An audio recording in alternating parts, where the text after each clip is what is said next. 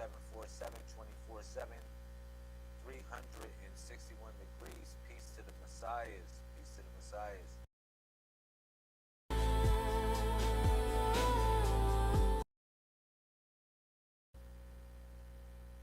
If y'all can hear me, let me know. We'll begin this real quick.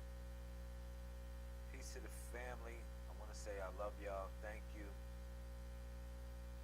We're about to go in really deep today. Peace to the family. Kum. Salutations to the primes. Let me see if this is set up.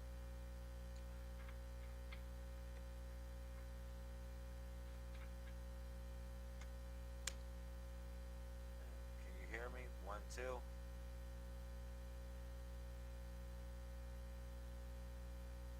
1, 2. Mic check. Mic cheeky check. Cheeky check.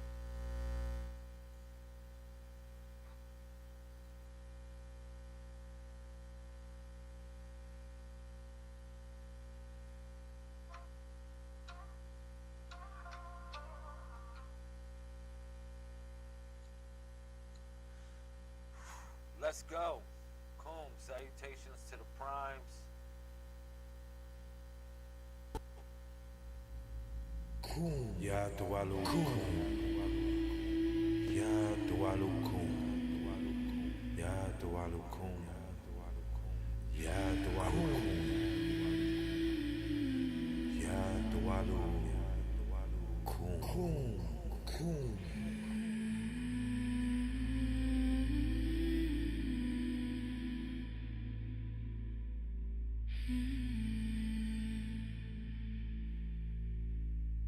Kum.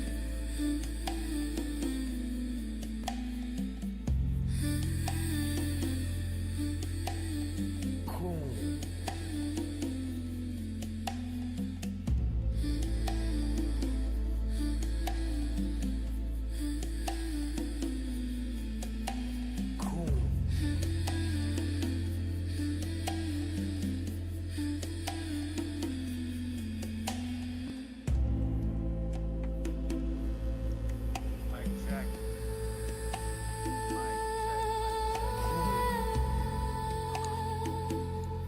All right. All right.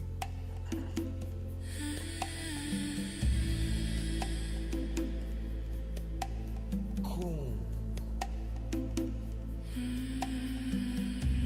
Kum.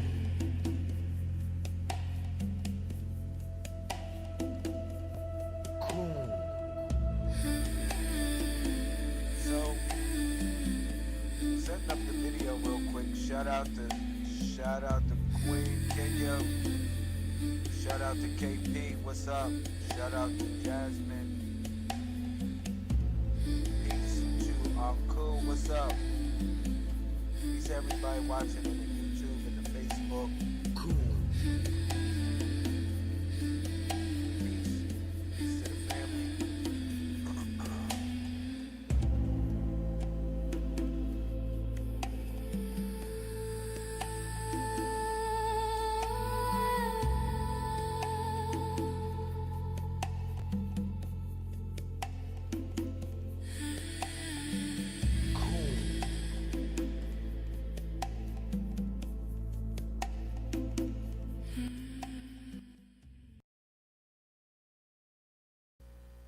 All right, 1, 2, 1, 2.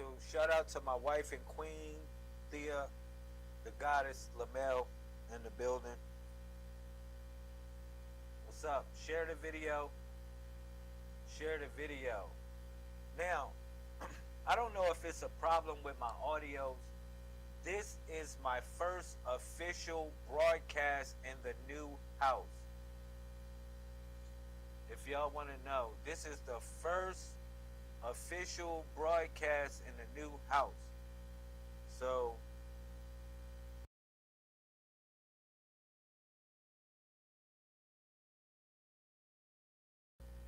I see my audios is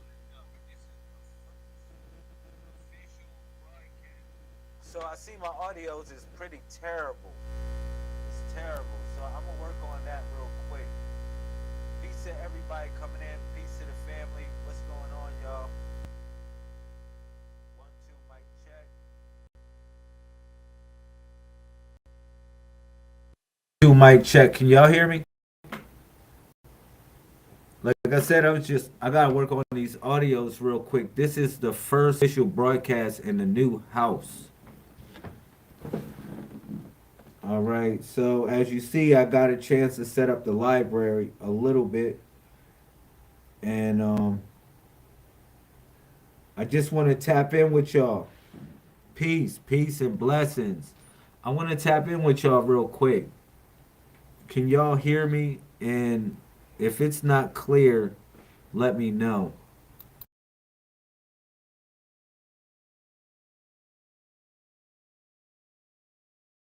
You said it's better now. Okay, cool, cool. Oh man. Yo, please. The audio might sound a little bit choppy for right now. I'm working on that. But I'm still going to give y'all this work. I'm still going to give y'all this work. I don't mean to say it like that. Thank you.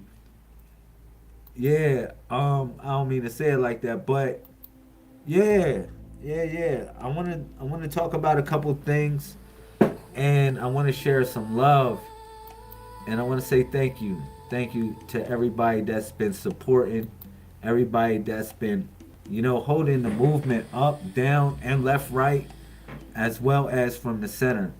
Okay, so let me begin real quick. Let me introduce myself. Let me do a little brief introduction, and then I'm gonna get into the topic. This is gonna be sizzly. This is gonna be a sizzly topic. All right. This is something that I really want to talk about. When we talk about the science of consciousness and a concept of what is the soul, or the concept of the soul. We're going to talk about that. As you know, I'm going to go into the codex. I'm going to utilize various different, numbers to describe the thoughts that I'm talking about. All right. But let me just introduce myself real quick. So if this is your first time watching the video,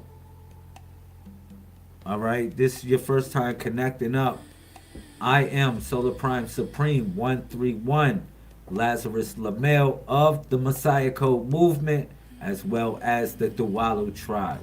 All right, so now, question: what is a Messiah? What is a Messiah? A Messiah is a leader or a savior of a particular group or a cause. Very simple. It's not complicated. All right. Also, a Messiah in these days and time is one who is preparated for war. So when we talk about the war, we're really talking about the war that rages within. Okay? And when I give reference to the Messiah, I'm giving reference to a consciousness or a network that thrives and manifests as a body. All right? Now, this body, I'm going to show you what this body look like. This body is literally a collective. It's a collective. If I ask you your birthday is what we call a log date. This is how you log in space and time. All right? You chose to log in space and time. It wasn't like you was born in this world. No. You always existed. It was no time that you never existed. Okay? You just existed in some form or another.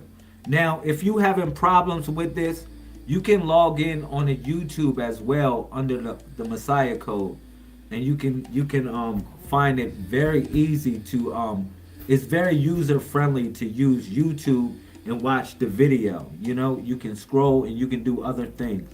All right. But if you watching on Facebook, thank you. Let's kick it. If you watching on Instagram, thank you as well.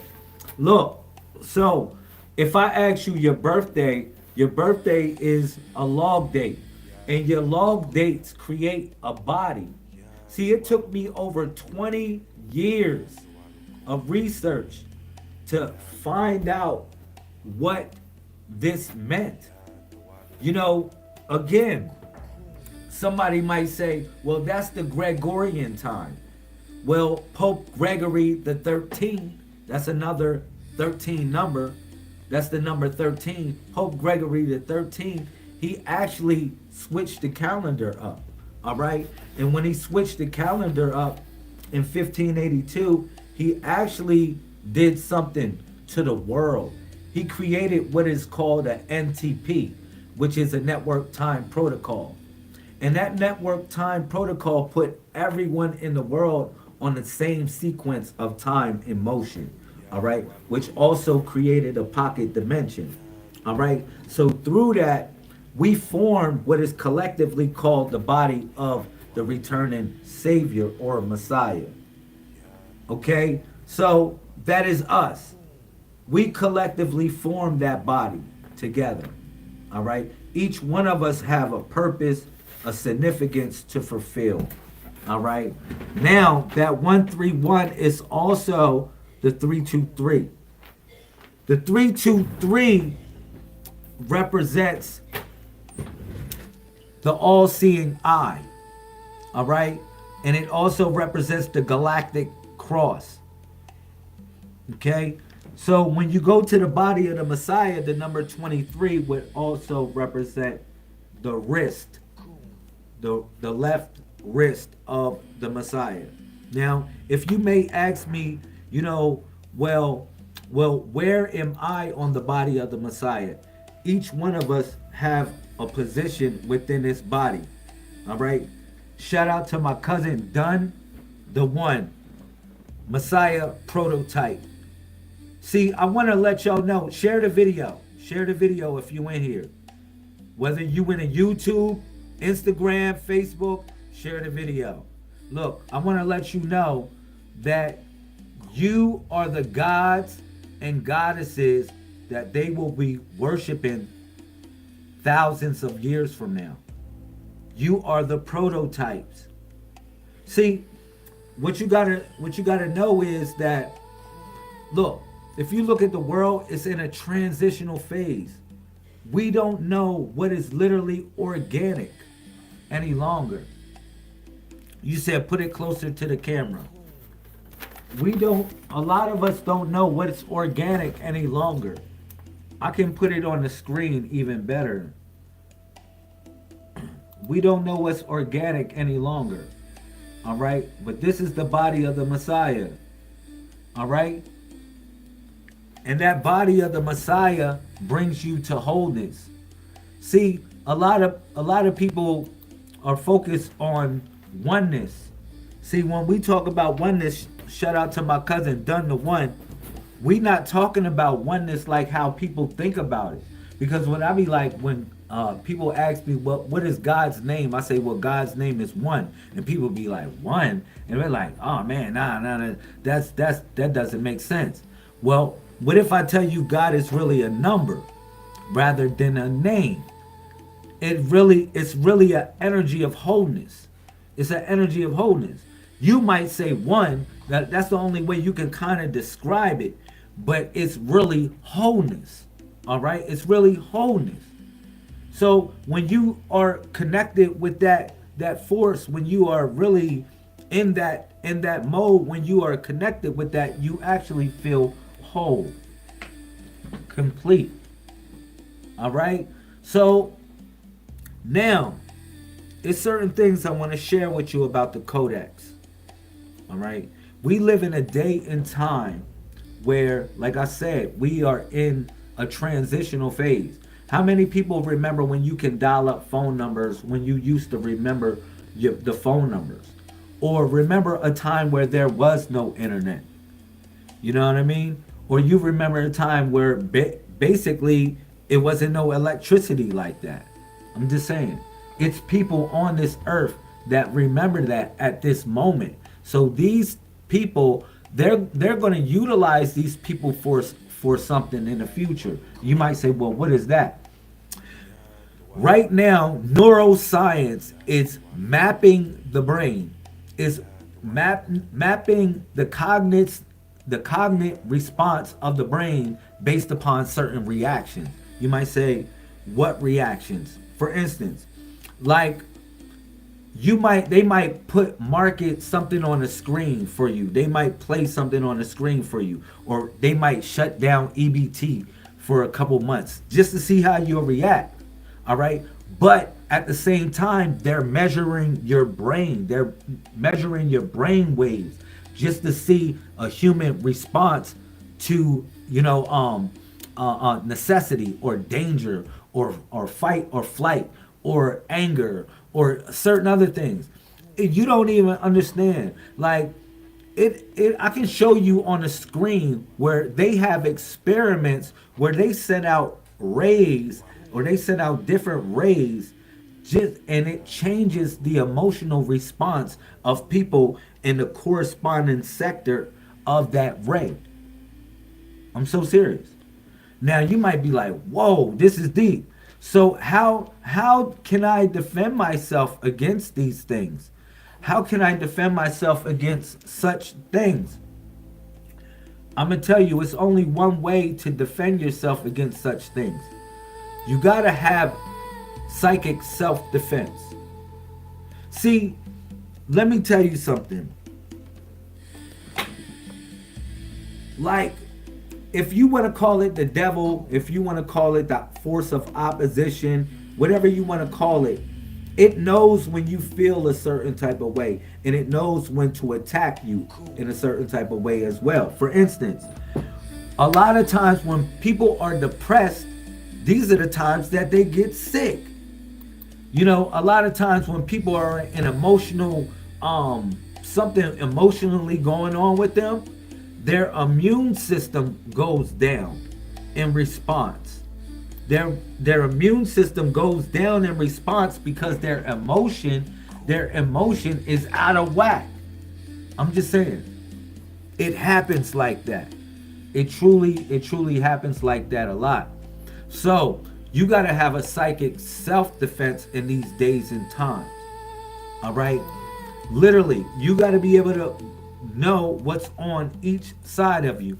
For instance, if I ask you how many degrees are in a circle, it's a simple equation. I'm going to ask the chat, how many degrees are in a circle? How many degrees are in a circle? Question. Let me ask the chat that. How many degrees are in a circle? And everybody should come up with the equation of 361 degrees. KP, I know you rocking with the Messiah Code. It's 361 degrees in a circle. It's 361 degrees in a circle. The reason why it's 361 degrees in a circle because they forgot the dot that's in the middle of the circle. You are the dot that's in the middle of the circle. Everything revolves around you. That's right, Empress. Look, everything revolves around you. No matter what, it revolves around you. The circle. They try to keep us outside of the circle. That's the problem.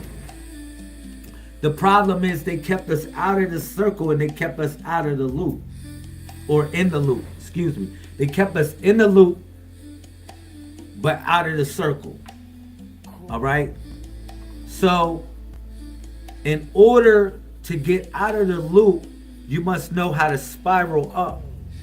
because the loop represented the chains. And this is in Revelations when they talk about the angel had the great chain in his hand. That's the loops that are everybody are trapped in the matrix. Listen, like people, like it's certain cycles people go back in. They just, it's just a cycle. You go right back in that cycle. All right. And this is the continuous loop of evolution. Whether you're going to evolve or evil evolve, or involve yourself with evil, should I say. It's either you're going to evolve, which is evolution, or you're going to involve yourself with evil. It's just two choices at that point. All right, when we talk about the loop, because the only way you break out of the box, you break out of this. The only way you break out of this is you have to spiral up. All right, you have to spiral up. You can't be going in continuous loops, in continuous circles. That's why we operate from the dot. The dot is observation. That means that you can collapse. You can collapse the particle. See, in quantum physics, they consider it to be particles. All right. They did the split. What is it called? The split. Such and such experiment. I'm having a brain cluster right now, where they shot particles through two slits, right? And basically it behaved exactly like a wave. All right. Basically, it shouldn't be operating like that. It shouldn't be behaving like that. But it operates on a quantum level. Like certain people don't know, like they wonder why certain things happen in their life, or why things are there. Like you might think things happen to me because I'm cursed now, or I did this and I'm cursed, or I did this and something bad happened to me. No. What if I tell you everything is always operating in the now? So like the people that you think that are going to hell, no, they are already in hell. It's just a different form of it. Like for instance, like you can never destroy energy, right? So energy always takes a different form. And I talked about this in the 141. This book right here, when I break it down to 141, I talk about the animated and the dormant. And let me see where I wrote this book in 2018. Look, listen, let me see. Oh, look, watch how I break this down. All right, everything between the 1 and the 4, that's the path that you travel. So people at ancient times realized that it's all about the 1, 4, and it became the saying 1111 or 141 or all for one or for one. So it says you can actually go in a dormant state, which is a Lazarus chamber point of reference. All right, and you can move to the future. You can move through time, and then it said this. Look, you have people being mummified, saving their genes for the future because they know the power of the dormant state. All right, so this is the power of the cells to move in a dormant state. All right, but move in an animated state as well. 1 and 4, or what you call 1111, which is 4 ones together, which is 141. All right, that represents AD. A, which is alpha, which is the first letter of the alphabet, and delta, which is D. All right, because it's not really like demeaning or dormant, because it's anno demeaning. No, it's not that. It's really delta. the delta, alpha and the delta, because it's not even alpha and omega when people say it like the beginning and the end. It's not really like that as well.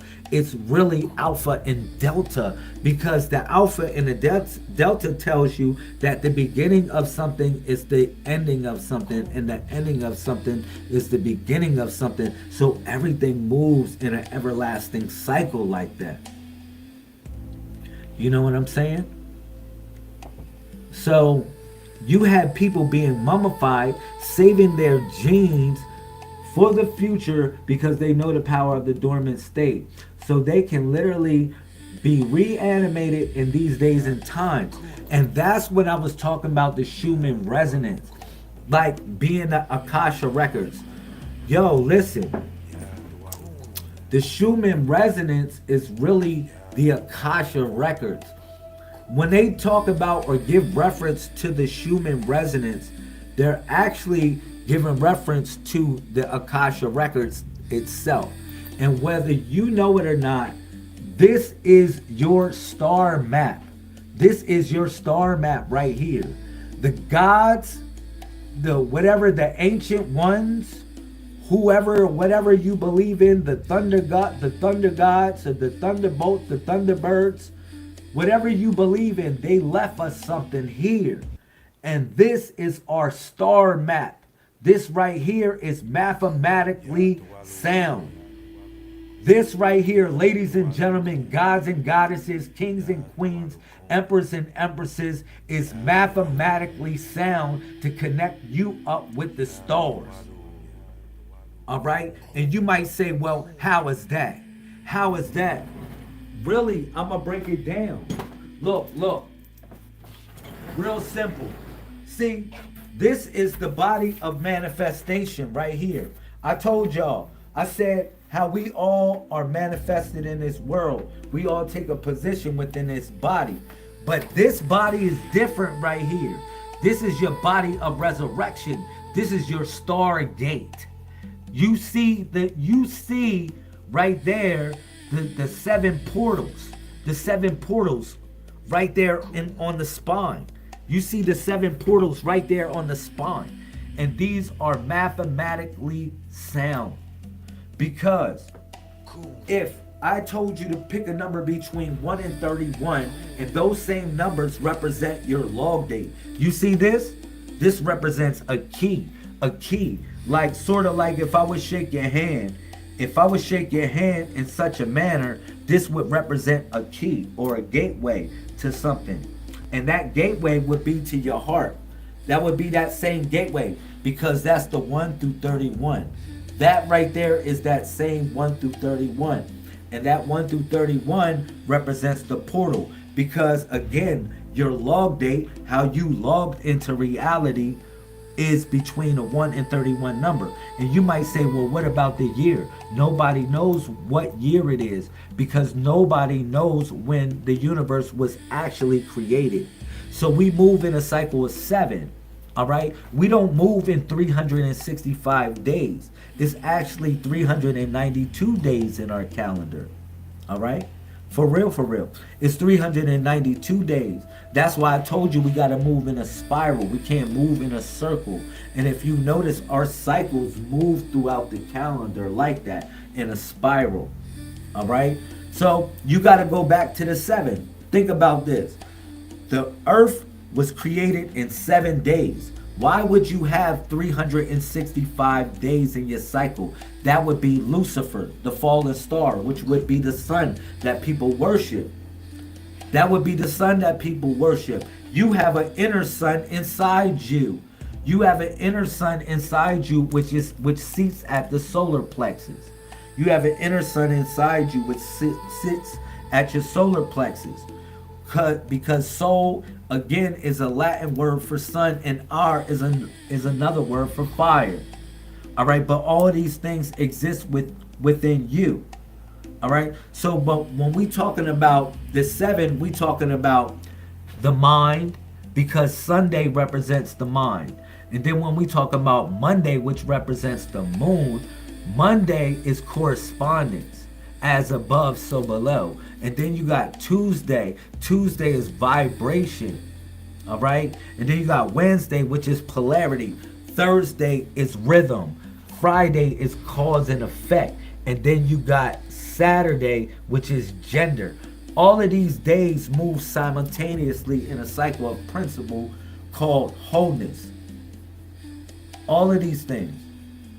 All right. So this is your star map. Like I was going to break this down to y'all. I just had to give you with the 1 through 31 first. That's this symbol right here. When I put that up, 131 is Lamel. Lamel is the sacred name and the sacred number. That's why men and women lie, but numbers don't lie. When I utilize this stuff, when I utilize these codes, it's to tell you that it ain't a joke. Like I'm not playing a game with this. All right? For anybody. It's not a joke. Like when I'm giving you the information I'm giving you is something that is unlocked. It is something that is unlocked. And it's for you to walk through the door. All right? Excuse me. It is for you to walk through that door in such a way. It's for you to walk through that door in such a way. I don't know if y'all good with me. Y'all good? We good? Everybody good? Yeah. 1, 2. We good? So let me give you that star map real quick. So when you look at this right here, the 1 through 31, it starts from the right foot. It starts from the right foot, all right? And the right foot, as it goes from the right foot is 1. Is 1. The right shin is 2, and then it goes all the way up. It goes all the way up, all right, to the head. Because if in Gematria, L, which represents the source, is 31. L is 31, all right? So that same L, it starts from 1, which is Aleph. Aleph, all right? And then it moves up. It moves up the right foot, all right? And as it moves up the right foot, it completes the body at the head, because the Messiah takes what? Not only the foot, the Messiah takes the head, because he walks among us as well as lead us, all right? But all of this is a part of a network that we tap into. Yes, that's right. Thank you. Yo, all of it's a part of a network that we tap into. And this same network we define or call the Messiah, affectionately. Excuse me. I don't know if I was glitching out a little bit. All right. So now when I give y'all the star map goes like this. Look. It goes like this. So I told you got 361 degrees, right? 361 degrees. So you got to start from the center. So when you start from the center, everything above you is 180 and everything below you is 180. You see that? Everything above you is 180 and everything below you is 180. All right? So each one of these triangles in the middle, they represent gateways to unlock the psychic part of yourself. And it starts from here. It starts from here. Now remember, I told y'all about how people are focused on the pineal gland, right? But people aren't focused on the olfactory bulb. Remember, the olfactory bulb, you need both of them so you can ignite what is called the dual modulating circuit. The dual modulating circuit comes from the utilization of the pineal gland and the olfactory bulb. It comes from the utilization of both of those things. All right, not just one. You utilize the pineal gland to see in your spiritual meditation, and then you utilize the olfactory bulb to feel in your spiritual meditation or your ascension for those that are on that level. Now, I showed you certain things to utilize your brain in such a way. Like, for instance, I introduced you to the and we are only on the number 32, because if I go for 1 through 31, it goes up to the head, but then going to 32 starts right there. All right? And that begins at the olfactory bulb. That's why you see it at the top, at the head. At the head with the dot in the middle. With the dot in the middle. Why? Why the dot in the middle? See, this is important, man. The pyramids, people are on the pyramids, but what people got to understand about it's not the pyramids. The octahedron pyramid is not for our time. The octahedron pyramid is not for our time. Share the video. It's not for our time. The octahedron pyramid was for another time, or another existence, or another dimension. Because if you watched Purple Heart episode number 3, when we broke down what Egypt truly is, it's a pocket dimension. What if I tell you Egypt always existed? The pyramids always existed. It's just a fragment of your consciousness. Certain things on this planet always existed on the planet. Like, it just always was there. It was always there. I'm serious. Like, for real. The planet was formed and all of that, but guess what? It was always there. Nobody built it. All right? But when we break it down, we're talking about the tetrahedron. The tetrahedron. The tetrahedron is the first thing that you got to know about when we talk about opening up the olfactory bulb. You see that with the dot in the middle. You see it with the dot in the middle. Let me see. There it is. You see it right there with the dot in the middle. The triangle with the dot in the middle. Now, that triangle with the dot in the middle is 361 degrees. Y'all see that? Right there, that's 361 degrees, y'all. All right? It's 361 because it has a dot in the middle. And that dot represents the olfactory bulb. All right? So the olfactory bulb, when you start to smell something, like, let me tell you something. You'll know when the olfactory bulb is working. Like, when you start to smell something and you remember, you start to smell something, you like, yo, man, I remember something such and such. That smells like when such and such, and this made me remember something. I just want to know, have anybody ever been in a situation where they smelled something and it made them remember something? Something of old memories? Yes or no? Have you ever smelt something? Yes or no?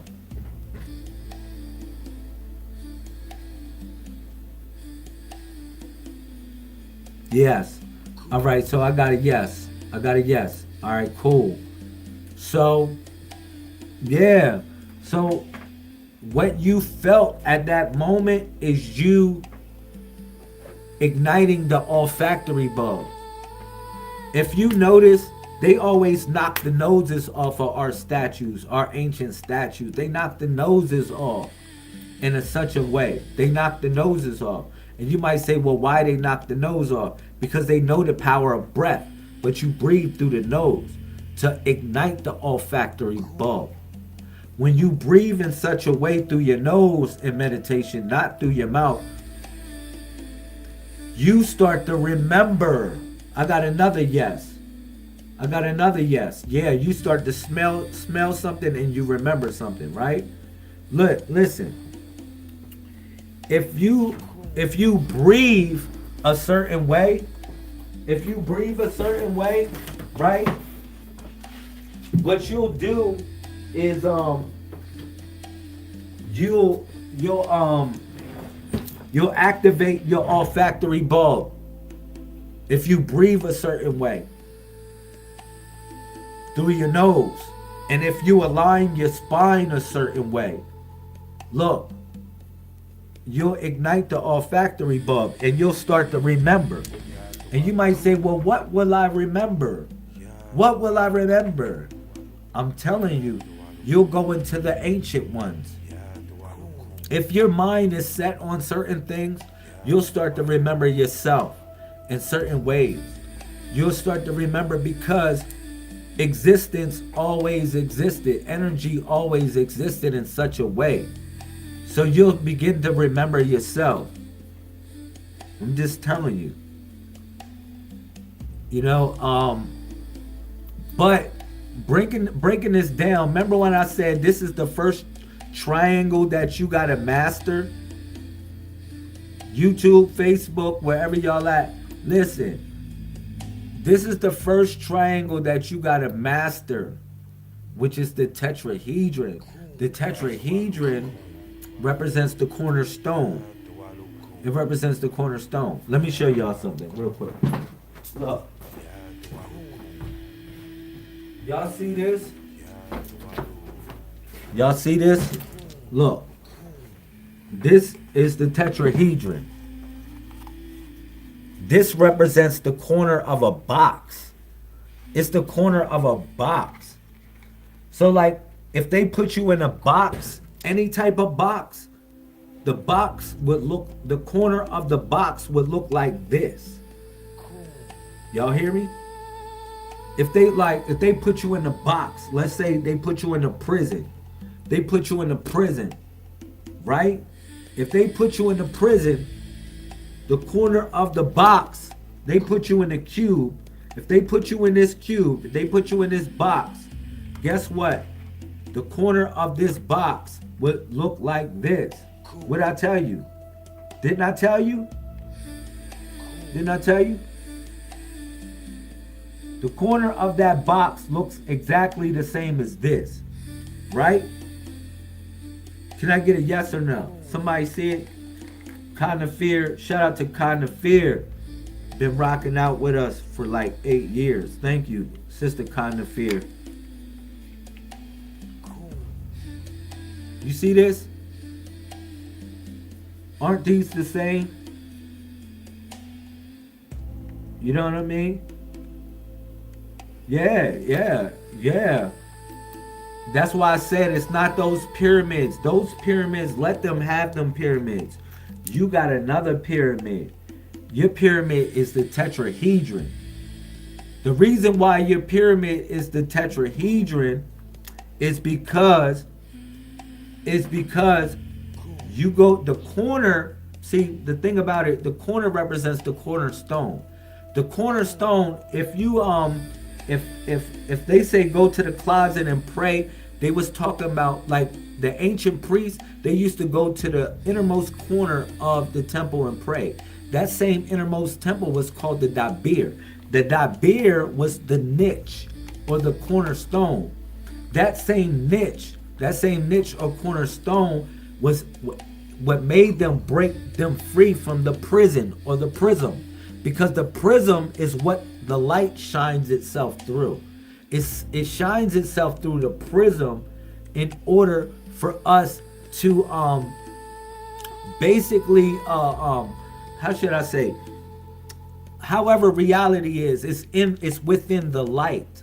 So that same light, it confines us within that prison or the prism. So we are able to break that stone or break the box because we see through the prison or through the prism, should I say. We're able to shatter it because, listen, the weakest point of a box is the corner. You may think the weakest point of this box may be the wall. You might say, yo, the weakest point of this box is the wall. Shout out to Sister Tonita, peace. But it's not. It's not. The weakest position of this box is not the wall at all. It's the corner. Because the wall is actually the law. If you break the walls are going to close in on you and get even smaller. All right? So this box, it won't be this big. It will be this big. Your box will be this big if you break the laws. Because the law is the wall. The wall is designed for you to try to kick up against it. That's why you don't break the law. But what you do is you move through the corner. And this is for those that think in that mindset. Because you utilize higher laws to defeat lower laws. I'm saying that for real. But this right here is basically an example of what a passkey would look like. But this operates in an interdimensional sense. All right? If I'll break this down in another time. But this is called a passkey. In the future, I want to tell y'all, like, please don't concern yourself with a lot of matters of the world that don't concern you. Trust me on that. For all the messiahs, for anything that I ever told you, like, please don't be so concerned with those things of the world. Because why? A lot of us are going to live for thousands of years. We're going to live for thousands of years. If y'all live 30 more years, a lot of y'all, if y'all live for 30 more years, you're going to live for over 1,000 more years. Mark my word.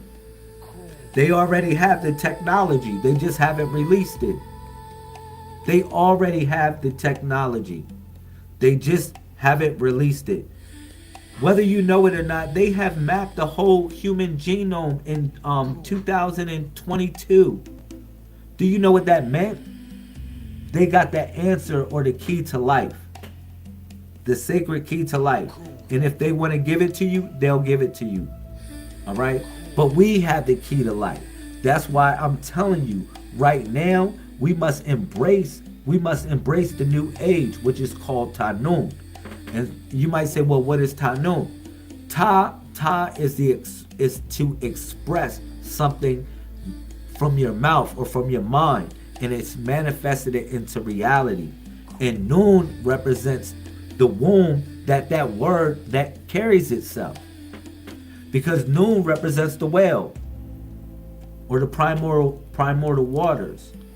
All right? So when I was breaking down this cornerstone, I was telling y'all that we got to think outside of the box. So it doesn't matter if you see any of these plutonic solids, it doesn't matter you see them in any way, you always see the dot in the middle. It's 361 degrees in a circle. All right? Because we operate from the degree of observation. That's what we operate from. All right? So you collapse the reality. You collapse, like your reality can be anything that you want it to be. All right? So serious. I mean, we operate in that type of mode. It can be that. But what you got to realize is that we exist like water. What is water trying to do, y'all? Water is always trying to get back to a greater body of water. If you're not water, you'll understand why certain things don't happen in a way for you. Because water is attracted to water. So serious. It doesn't matter if you're a fire sign, earth sign, you have a water soul. Water soul. The word soul, when they say soul, roach, they say it like that. But they also say nefesh hayim to mean a spirit, which is different than a soul. A spirit is literally a personality. People can walk around with such a personality, literally characteristics of someone else other than their self. But that soul is a genetic makeup, a line that's passed not only from you, but from generations before you and after you. That's what the soul is. It's a connection with everything. It's a, how should I say? It's a repository. If anything, I can explain it. It's like a repository. Like when people like they think that their thoughts are being transmitted from their brain. No. If your carnal desire is being transmitted from the brain, carnal desire is being transmitted from the brain. Thoughts are not being transmitted from the brain. All right? Thoughts are literally, they come from a server called Sajin and Ilion. All right? Called Sajin and Ilion. That's where thoughts come from. It's a server. Now, it's sort of like when you go to a website.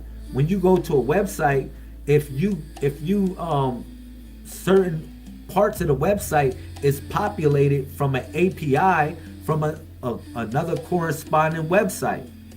It utilizes the API of another website to correspond the data that you're looking at so it runs seamlessly. That's what happens with the brain when you are tapped into Sajin and Ilion. Now, Sajin is the darkness. It's the bottomless pit. It's the bottomless of the bottomless pit. But Ilion is the highest of the highest. And you operate in between. You operate or navigate in between that. And some of us get stuck in Sajin. And that is your hell on earth. That's why I said, man, this is something very important to pay attention to. Like all of these things, man, are very important. Like this earth is an interface. This planet, what we live on, is an interface to a higher consciousness. It tests you by that which you desire the most. I'm trying to tell you, it tests you with that which you desire the most. And if it's possessions or it's things that you desire the most, it will always tempt you with those things. It would always test you in a certain type of way to see what is more or what is preferably better for your learning method. For real. Like the universe is playing a game of forgery. And what I'm saying is that it's forging you. It's forging you. It's forging you into something. It's fashioning you into something. But when I say it's forging you, I mean that you're going through a fire. You're literally going through a fire.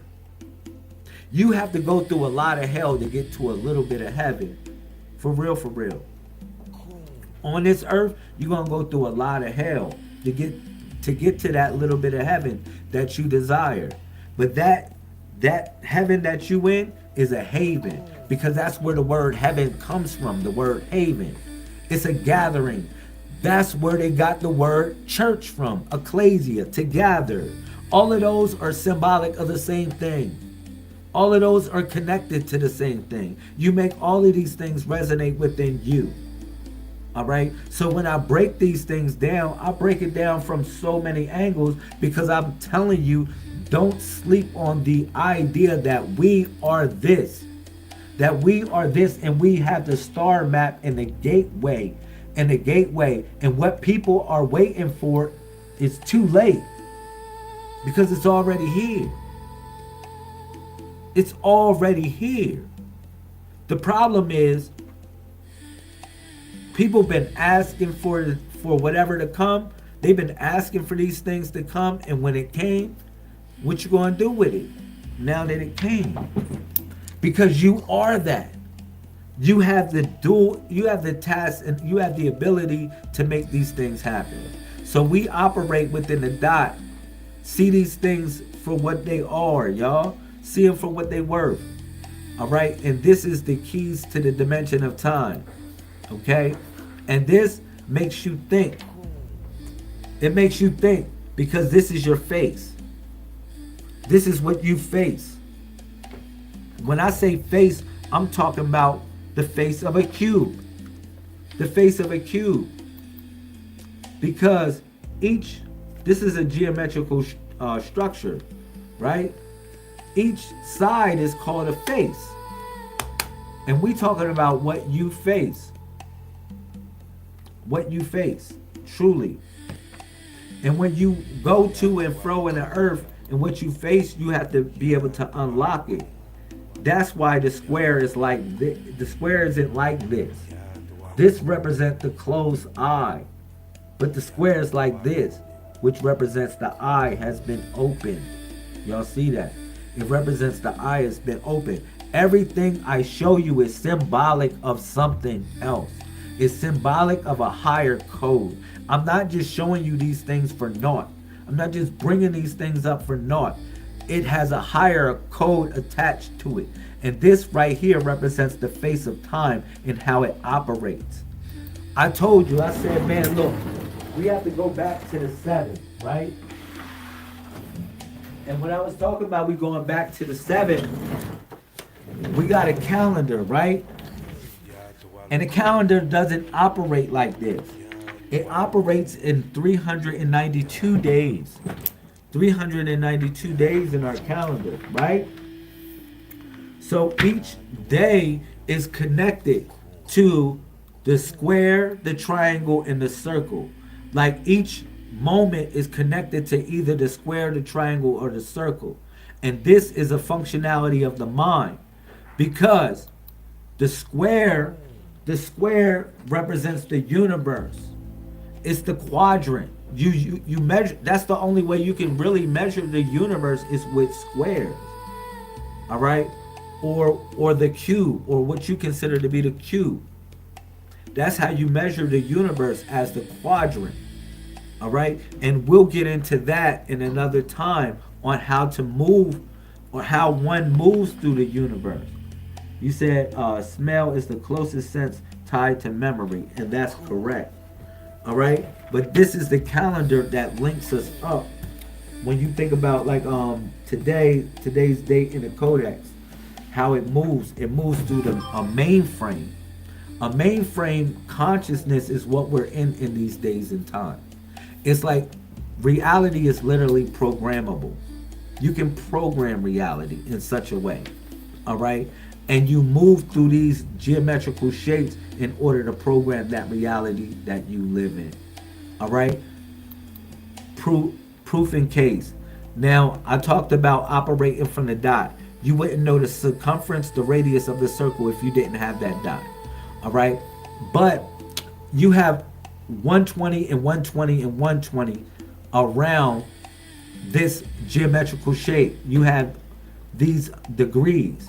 Now that 120 represent the same 120 degrees of perception that God gave us, or the universe gave us.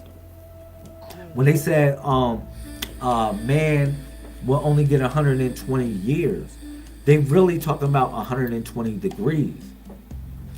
All right, around the triangle. Now that same 120 represent the two eyes. 120. You have 120 here and you have 120 there. You see that? 120 and 120. And then you have 120 below. But that 120 below represents the 12 hours of day and the 12 hours of night. Because that same 12, you multiply it by itself and it equals 144. That same 144 you subtract from 400. Because if I take 120, which is only 120, right? But if I take 20 times 20, it equals 400. And 400 subtract 144 equals 256. And when you break that down, 256 represents an IP address. See, like, in order for us to get on the internet, we utilize a protocol called IPv4 or IPv6. You would not be able to get on this internet right now if you wasn't utilizing what is called IPv4 or IPv6. All right, most of y'all are utilizing IPv4. Why is that? Because you don't own your internet address. You're only renting it for a moment. If you owned it, you literally could live on the internet but that address is allocated to you so you can utilize it for a moment. And they utilize certain protocols because they keep everyone within the boundary of observation or control. And that's through what you consider to be the internet. But IPv6 is really the key. And I'll break that down on another discussion because IPv6 dropped in the year 2012 on June 6th, which is scary. The year 2012, June 6th. June 6th. Y'all hear what I'm saying?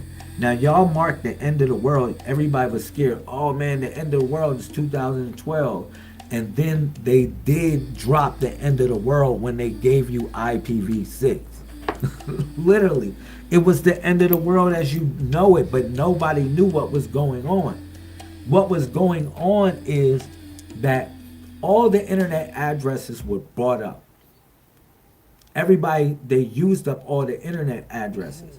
And there was no way that people can get on the internet unless they utilize certain basically they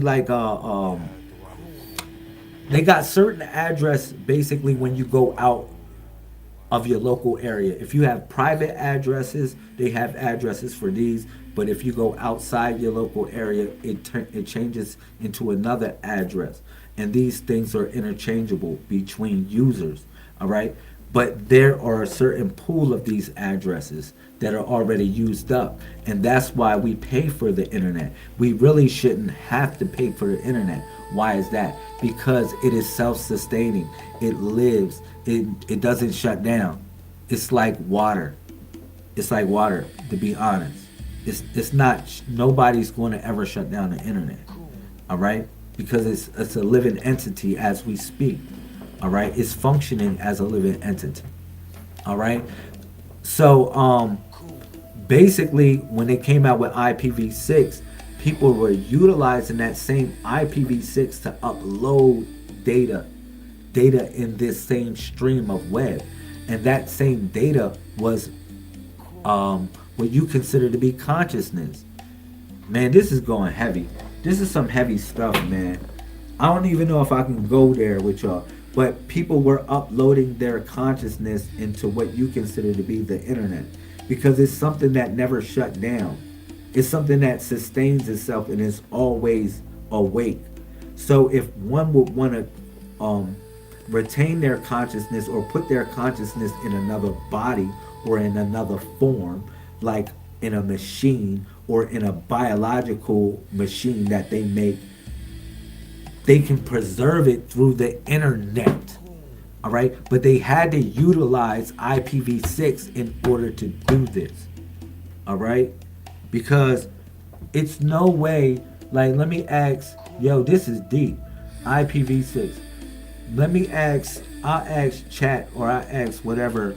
How many IP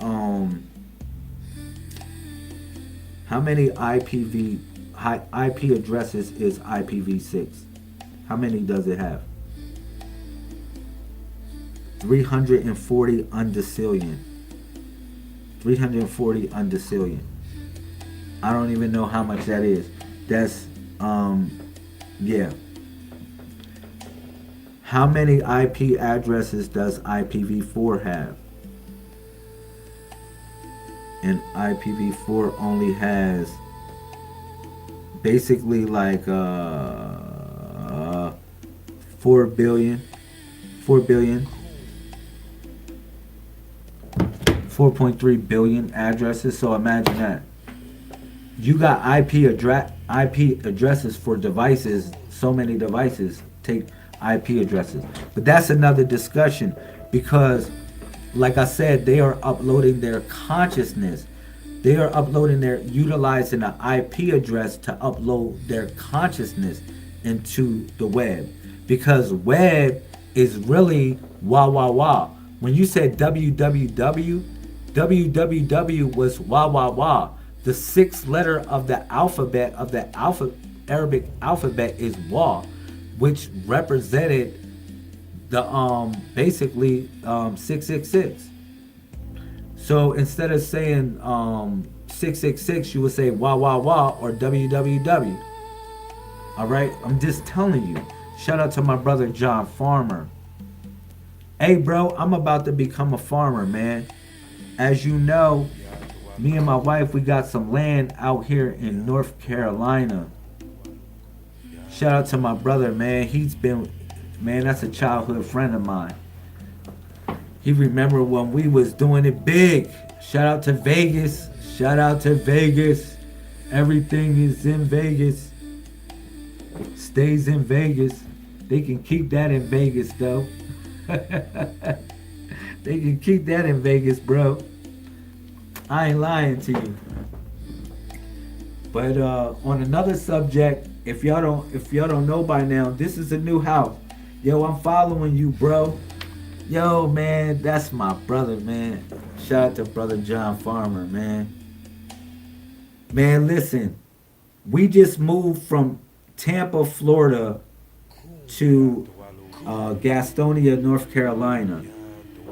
And yo, we got land. We got basically like 7.5 acres, bro. And we about to start farming, man. We about to start doing big things. I've been looking into different things that we about to start growing. We about to start building greenhouses. If anything, I'm gonna tell you, that's the first thing that we're gonna start building. And you know, we're about to start having children again, bro. We're about to start having children again. If anything, I can tell you, from me to you, yeah, man, it's the time. It's the time, man. It's that season. I feel good. And everything, and we're about to get another property.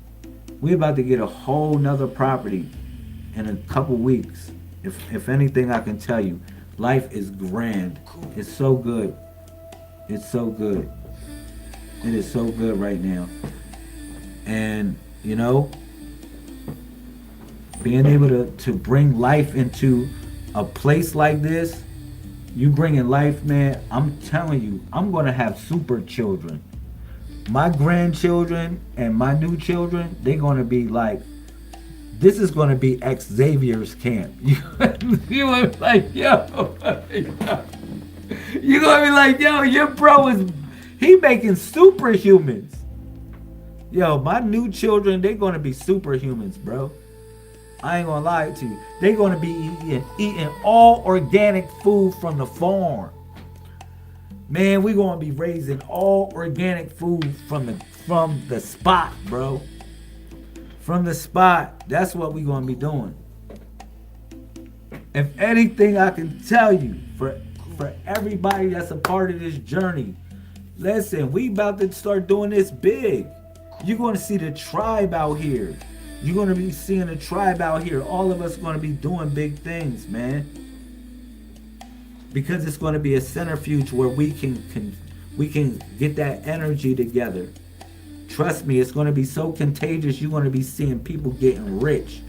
You're going to be seeing people flipping a bird, but not that type of bird, but flipping like how Jesus made the clay into a bird, like that.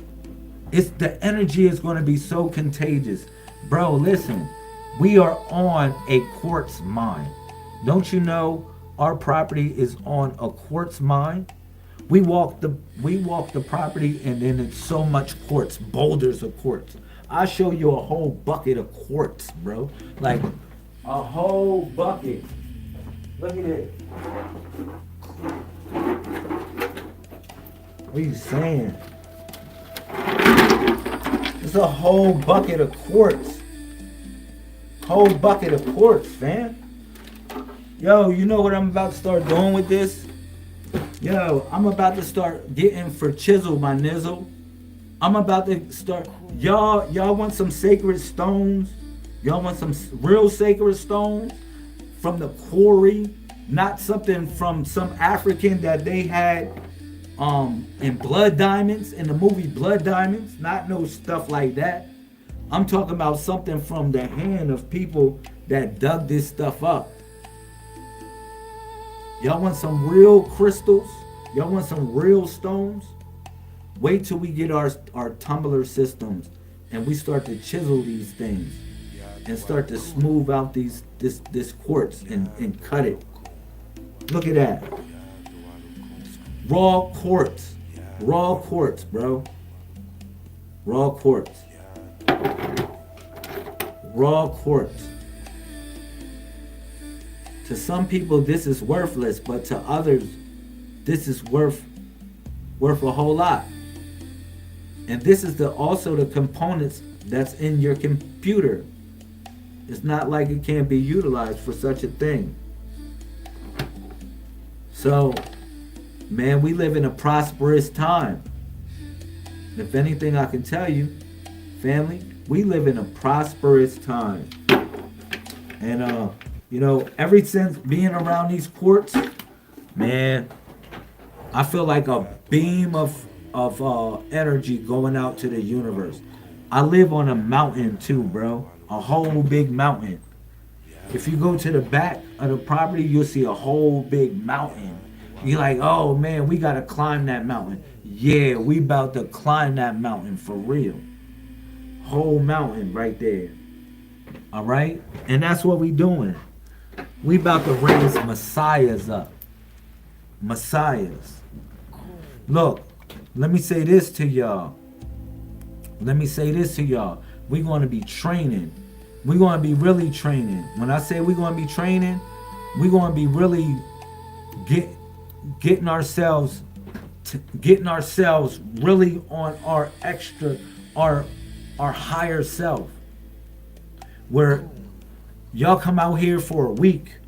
I'm going to have a campground. Come out here for a week where it's a whole rehabilitation for self. Something like that. I don't know what we're going to do, to be honest. I sit back and think about it every day. I ponder and pray on it every day, bro. If anything I can tell y'all, I just think about how we're gonna create the messiahs of the future. Because the messiahs of the future gotta be so strong. They gotta be so strong. They gotta be so smart. They gotta be so agile for what's to come. If anything, for our children, y'all gotta stop playing, man. Y'all gotta stop playing. We need to really educate our children. We put them in a certain situation, man, they should have a college education by the age of 10. By the age of 10, they should have college educations. For real, they should be on any level. They should be at a graduate level at the age of 13. At the age of 13, they should be at a master's level of any college profession. Our children, we should give our children that type of future. When I look at the land, and I look at my queen, my empress, my wife, and my new, or our new wife to be, look, man, you know what I say? Guess what? And our new children coming in here, guess what? We got some tribe situation going on, and we're gonna do it right. We're gonna do it right with the best thing we can do it with. It's with love, all right, and discipline. You know what I mean? Let me break this down, though. Yo, Anika L. Bay, shout out to Anika. What's up? What's going on? Peace to all the family. It's really good. It's a reunion going on right now. Shout out.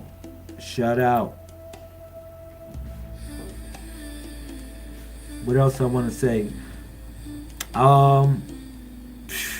Man, this was a good broadcast. What's up, bro? Where you been at? As you see, we got a new spot. We just moved to North Carolina. Let me read something real quick. Anybody else in here got any comments? I want to read something from the Messiah Code. And Yeah, yeah. I wanna read something real quick, and I wanna break some stuff down. Yo, how you like it, man? Man, we got property, we got land out here, sis. We about to have a whole farm situation going on. If anything, I can tell you, I think I'm gonna educate myself for like a good year before I really make any real fatal moves. But a lot of the whatever moves we gonna make those now. But we have major land here in North Carolina, and it's gonna do nothing but get bigger and better. I want to read this real quick. Yeah, it's popping. Yo, it's cool. Let me read this for y'all, and let me see if we can connect this up, and everybody can understand certain things when I be talking about some stuff. All right, because I don't want to kind of get it construed. All right, so when I first brought the Messiah Code to y'all in such a way, I was talking about the matrix of the mind, right? And I was talking about how it is a blue pill and a red pill, right? In the movie The Matrix. But that in itself was a riddle.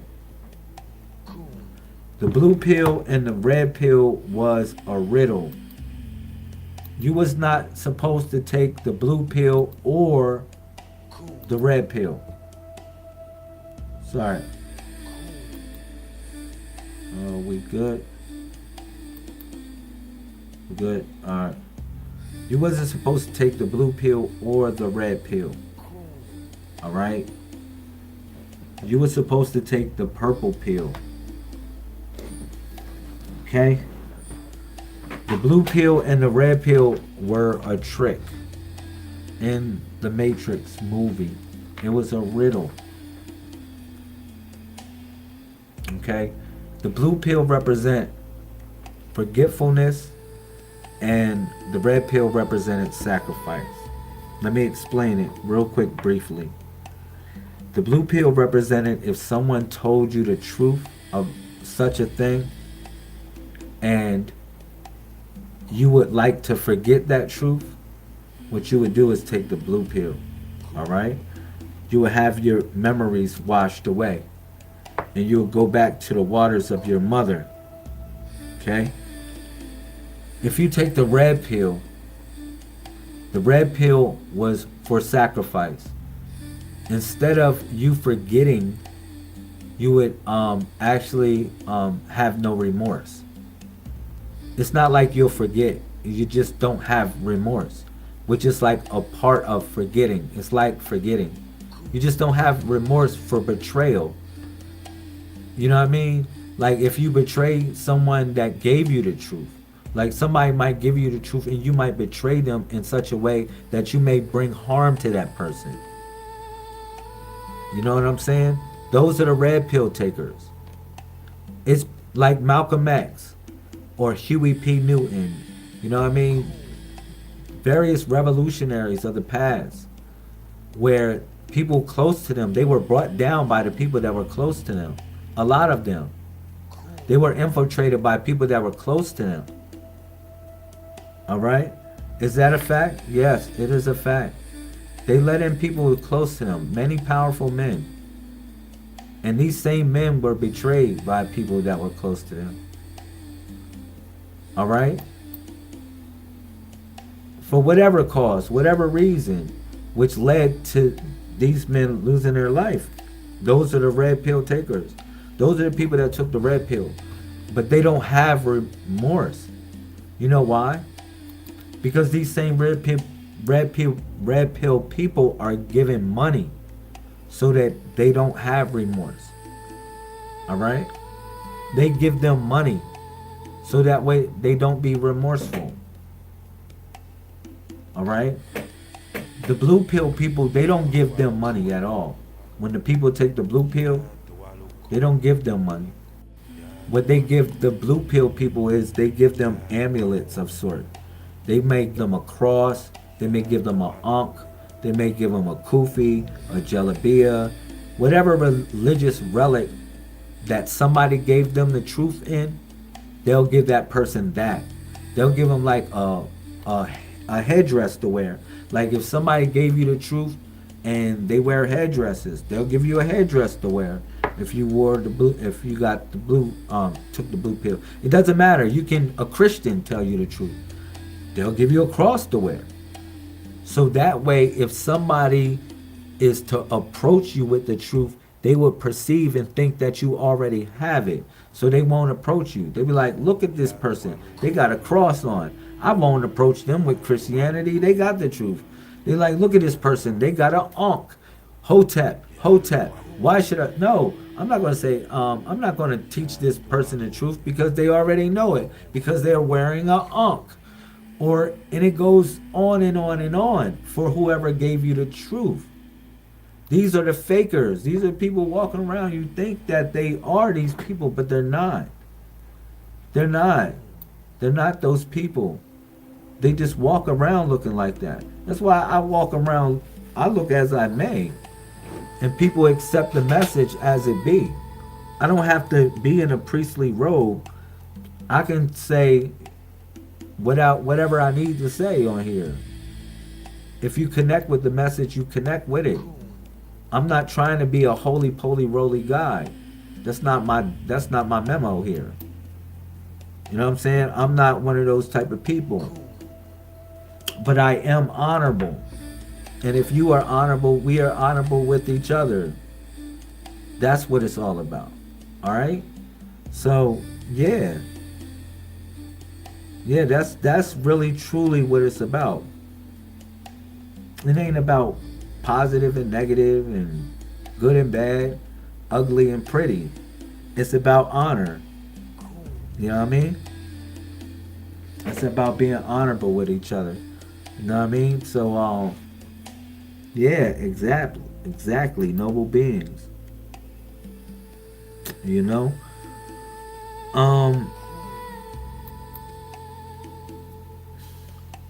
Man, this is a good broadcast. This is a good broadcast. I really feel good, y'all. If anything I can tell you, I really feel good with the opportunity that presents itself.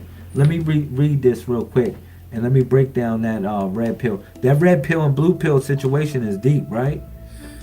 But it's the purple pill that you're supposed to take. You're not supposed to take either or. You're supposed to fuse it because you're not supposed to sacrifice those that give you the truth or those that you love. You're supposed to sacrifice yourself for those that you love, or sacrifice yourself for the truth. You know what I'm saying? You don't forget. You forgive. Like the blue pill makes you forget. We don't forget. We forgive. That's the energy that we take as the purple pill. The ones that take the purple pill. You know what I'm saying? We don't sacrifice those that give us the truth. We don't sacrifice them for money. We don't sacrifice them for material things. Guess what we do? We sacrifice ourselves for the material world. Am I right? That is the mark of a Messiah. That's how you know a Messiah. And you'll be tested by these things. You'll be tested all the time. You'll be tested. You'll always be tested. The moment you think you the bomb, like you did all of this. Like, man, I remember a story like this. Like, man, they be like, yo, didn't I do this for you? And didn't I do this and that, this for you? And guess what Jesus gonna be like? Man, I never knew you. And he spit you out. He spit you out of his mouth. Because he respects the idea whether you warm or cold. You gotta be either, you know what I'm saying? You can't be lukewarm. You wishy-washy. Oh, my mama. Wishy-washy. You gotta be really on what you doing. You know what I mean? But let me read this. That was the purple pill I wanted to break down real quick. Um, wow. This is from the Messiah Code book. I don't know if y'all got this. This is y'all can order this book from Amazon. It's only $13, right? Um, I wanted to read something in this book, man, that's really important to me. Because I don't want people to get things twisted in such a way. Ah, I pulled it right up. There it is. I found it. There it is. I got it right here, y'all. I pulled it right up. Look, I'm going to read this real quick. Look, this is what I was talking about. Boom. See this? This is the upgraded body of the Messiah. Now y'all get to see it up close. I'm trying to tell you, man, this body is deep. This body right here, everything on this body means something, y'all. I'm trying to tell you. I'm not going to tell you nothing crazy. I'm telling you, everything on this body means something. This is what we call the body of resurrection. And this is the body of manifestation right here.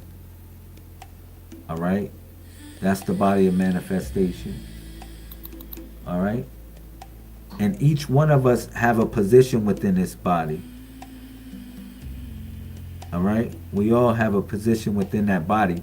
Because if I ask you, what is your birthday is between a 1 and 31 number. That's why we call it log dates. If you notice, each one of those look like applications. They're like apps. They're like an application. Each one of our numbers that we chose to come in this world is like an app. It's almost like an app. And it forms a body. You see that? That body is what we call the body of manifestation. That's the numbers between 1 and 31. But after you upgrade yourself, you move into the body of resurrection. And you utilize this body as your star map in order to guide yourself through the stars. That's why I was saying 180 above and 180 below. That's the two stars right here. You got the 50s and the 70s. Because the 50 numbers, like 51, 52, 53, 54, you see it on a protractor, right? Those are the degrees of a protractor. Those are the bottom degrees. Those represent the fallen stars. Because a lot of people, they be wanting to be stars, but they end up being nothing but fallen stars. So the number 5 represents the 5-pointed star represents the fallen star. The 7-pointed star represents the star with the wings. You see it? You see it. Man, yo, this is deep. I'm trying to tell you, it's not like I'm making this stuff up. The 7-pointed star represents, because the fallen star is the 5 points. You know what I mean? And then the 7 points is when the star has wings to take flight, which represents above. All of this is connected, yo. Like all of these represent nodes. These are different nodes on how the spiritual body functions. And I can break that down from 32 to 33, 34, 35, 36, 37, and then 38. And then 39 is on this side, and then you got 40, which represents right here. All right? It goes deep. 40 is right here because it's the square. And then you got the 80s right here because the 40s are the north, east, south, and west, and the 80s represent north, east, south, west. All the degrees, these are the compass, so you never be lost. So all of this is like really based on sacred geometry. I mean, we're going to have a class on this body of resurrection one day. One day we can have a class on this body of resurrection, and we can talk all about it. but it's all really in a sacred school. In a sacred school, we talk about these. Yes, they are cardinal points. All right. Um, let me read this real quick for y'all. I wanted to break this down so we get the information straight. So it says, look, there is no beginning and no ending, only harukment, movement. The moment you think you've arrived at the beginning, you've already completed something. Life is a loop of continuums, cycles feeding cycles. What people call spiritual awakening is just a system rebooting. A command was entered long ago, and now your soul is responding to it. This is not new, it is memory resurfacing. The Messiah is not a figure to worship, but a principle to awaken. It is the intelligent design within the divine function that runs in the background of your being, waiting for full access. That's something that I really wanted to push real hard. I want to push this real hard on so we can get the message to understand when I talk about a Messiah. People be thinking Messiah, they be like they are in a Jesus complex. They are so in a Jesus complex. The moment I say Messiah, they start getting real Jesus-y on me. And I want y'all to stop all of that.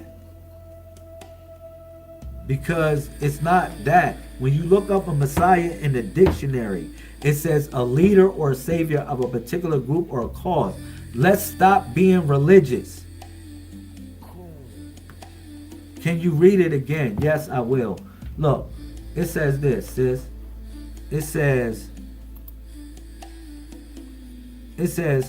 look, I'll start up. What people call spiritual awakening is just the system rebooting. A command was entered long ago, and now your soul is responding to it. This is not new. It is memory resurfacing. The Messiah is not a figure to worship, but a principle to awaken. It is the intelligent design within the divine function that runs in the background of your being, waiting for full access. Facts. Factual information. It's waiting for full access. The problem is that there are firewalls in between. When you go through certain tests of your characteristics and you enter that firewall, the Messiah is on the other side. But the Messiah is not going to allow you to come through because you haven't went through that firewall. Trust me on that. And these are it's your higher self. It is the intelligent design within, the divine function that runs in the background of your being. People think like all the tests that you go through in life, right, are designed by someone else instead of yourself. But the moment you fail these tests is when you fall on your face and don't get back up. That's the moment you fail those tests. And that's when the firewall is there and you cannot enter your higher self. You can't go to your higher self, and you won't go to your higher self. You'll just be stuck where you are. Facts. Facts. People think you pass every test. You don't pass every test. If you fall on your face, if you don't get back up, you have failed that test. You have truly failed. Let me see if I can pull something else out from the show.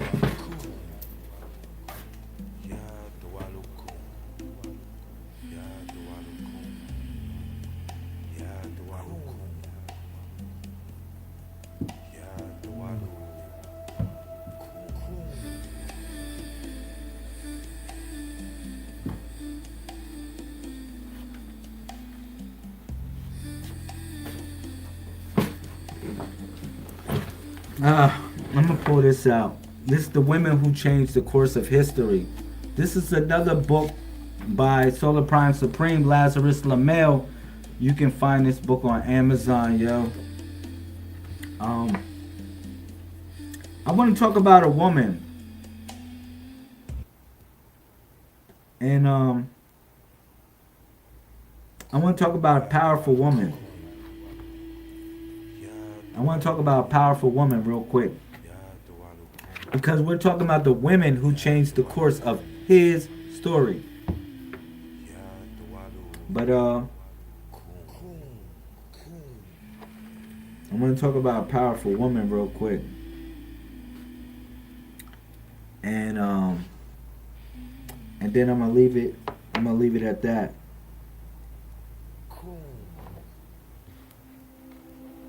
Okay.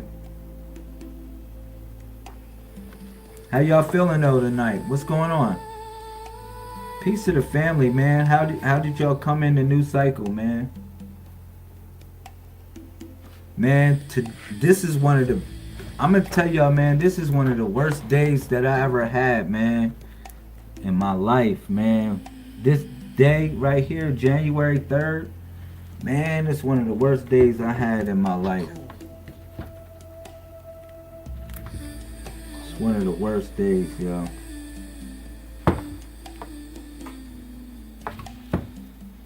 I'm trying to tell you.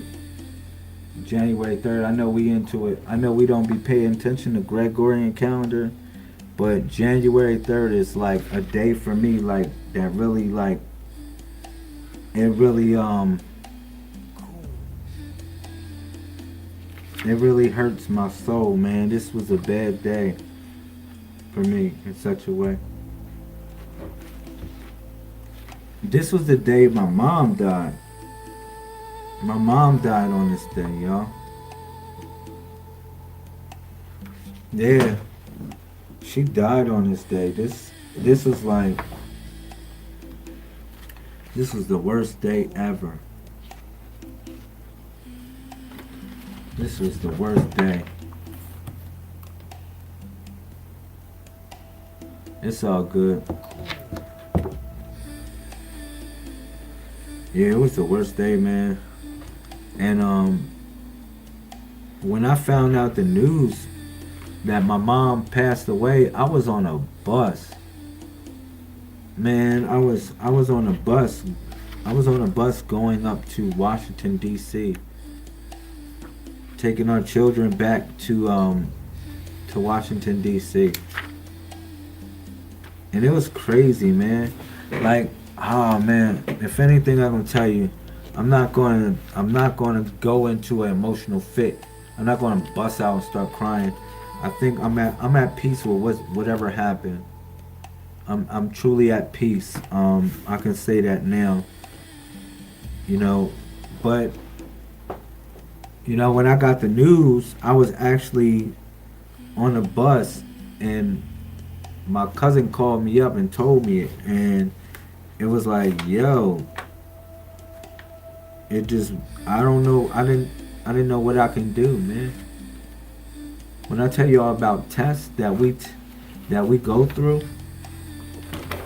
sometimes we gotta realize that we are in a universe of other people as well, and those same people, they have an influence on our reality too, in such a way. That's why you respect people's boundaries. You know what I mean? But when my cousin told me that I'm on a bus with 50 other people, and I just felt like exploding. If anything I can tell y'all, man, I just felt like exploding. I couldn't even explode. And I just had to ride the whole bus the whole time and hold that in until I can go somewhere and really just like process everything. If anything I can tell y'all, yeah, I had to man, I had to just chill, man. I didn't know what to do. After I dropped the children off, man, I just I don't know, man. I just had to go somewhere by myself for a minute and to process it. But it was just overwhelming at that point because it was like a surprise. It wasn't like whatever. It was a huge surprise.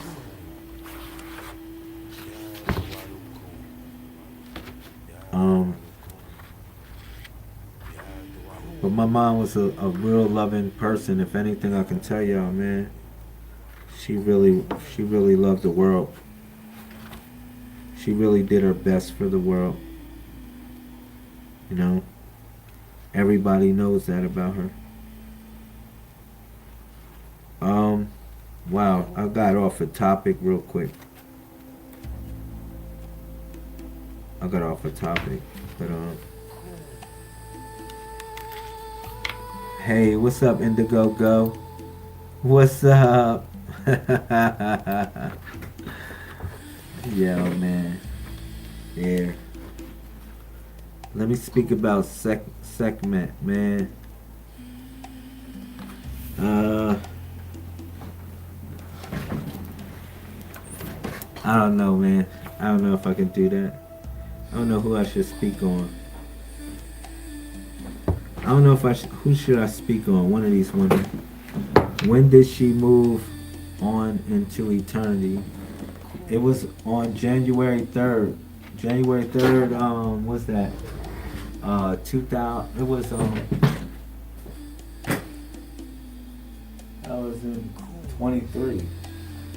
It was in 2023, so that was like a couple of years ago. It wasn't that long ago. It's exactly 3 years until today. Yeah. 3 years. Yeah, 3 years ago exactly. And it's funny because I gotta go up north tomorrow, which it seems like I'm in the same cycle of going up there. That's deep.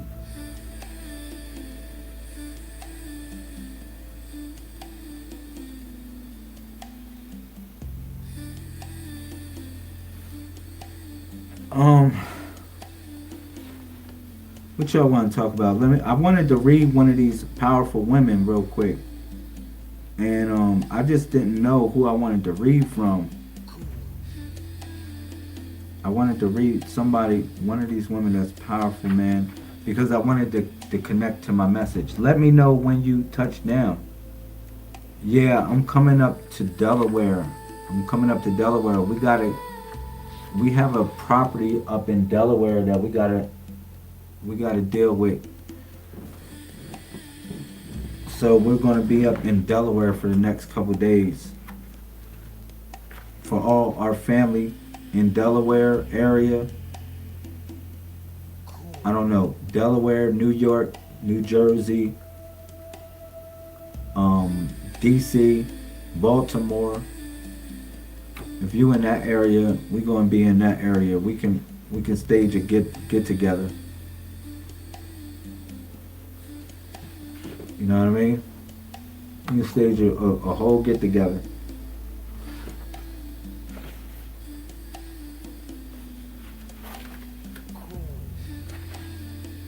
Alright, Tiamat. Should I do this? Tiamat, primordial sea, mother of all, and the chaos from which creation itself was born.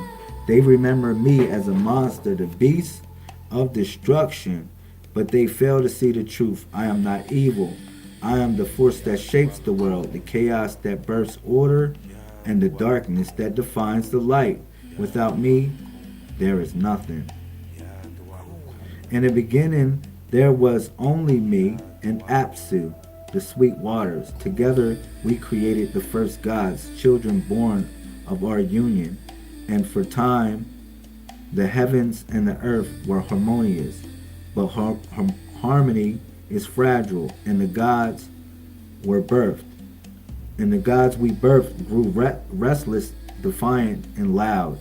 Apsu the ever so quiet one sought to destroy them and reclaim the peace. I, their mother, could not allow it.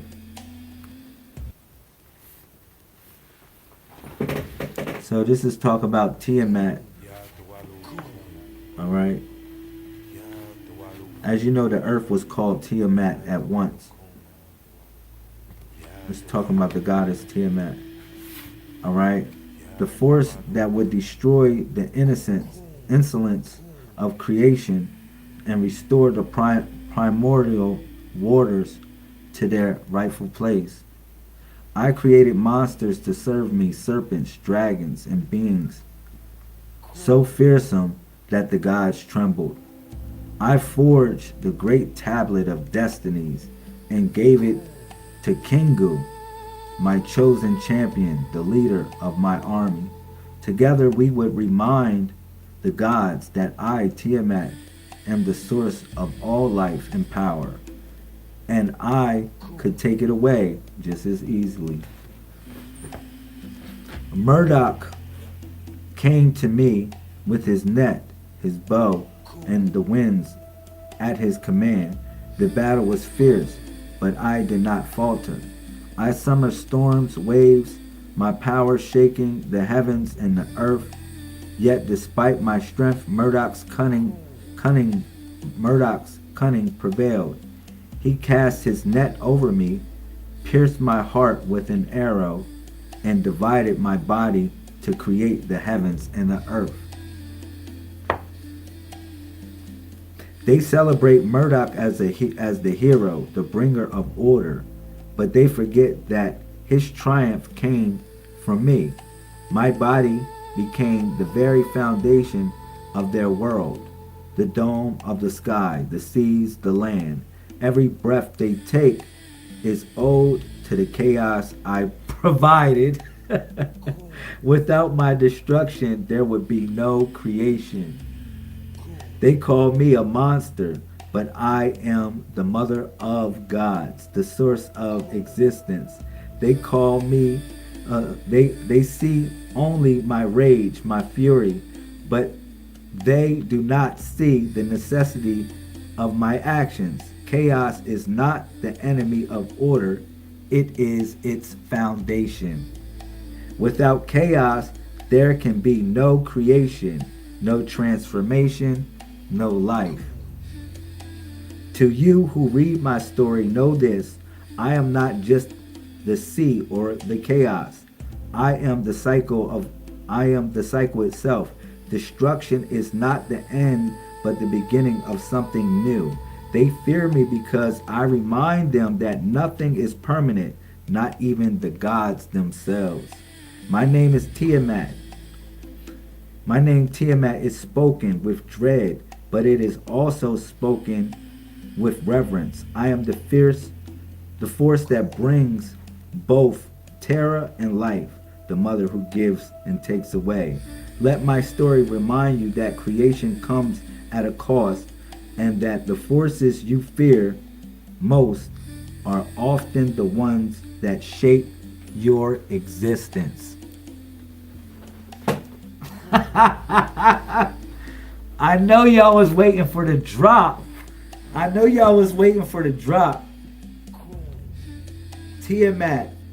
So, when I put the story of Tiamat together like this, in a sense, each woman in this book has a story that they tell. And they tell a story that has a symbolic nature to why they existed. Now, some may argue their existence like Tiamat never existed. That's a Sumerian god. Kingu and Murdoch, they never existed. They are of a symbolic nature. Yeah, they are of a symbolic nature. That's why it's for you to draw the symbolism from the story, not to take it as literal. That's what people do with characters in the Bible. They take all the characters in the Bible literal, and they don't take them to represent aspects of their own mind. Like Daniel is an aspect of your mind. Joseph is an aspect of your mind. various women of the Bible that they don't mention. All right, like Ruth, Deborah. You know what I mean? Even Sekhmet, ancient Leah. You know, different women that of ancient times. They represent aspects of the woman's mind. For real. Like different women of the Bible, when they mention them in their story, they represent aspects of the female's mind. That's the only way I can describe it. That's why I wrote this book in that nature. I wrote it in that nature, but I utilize other gods to explain it as well. But everybody are those people. That's what I'm talking about. That's what I'm talking about, Sister Bay. I'm talking about everybody are those people. Yeah. We have those people within us. The story repeats itself over and over again. It repeats itself. You know? It repeats itself. What else? Anybody got anything else to say before I get off? This was a great broadcast. Despite my audios and my difficulty with my audio, I'm gonna say this. I really enjoyed like building with y'all, having a discussion, warming up. This is the first broadcast in the new house.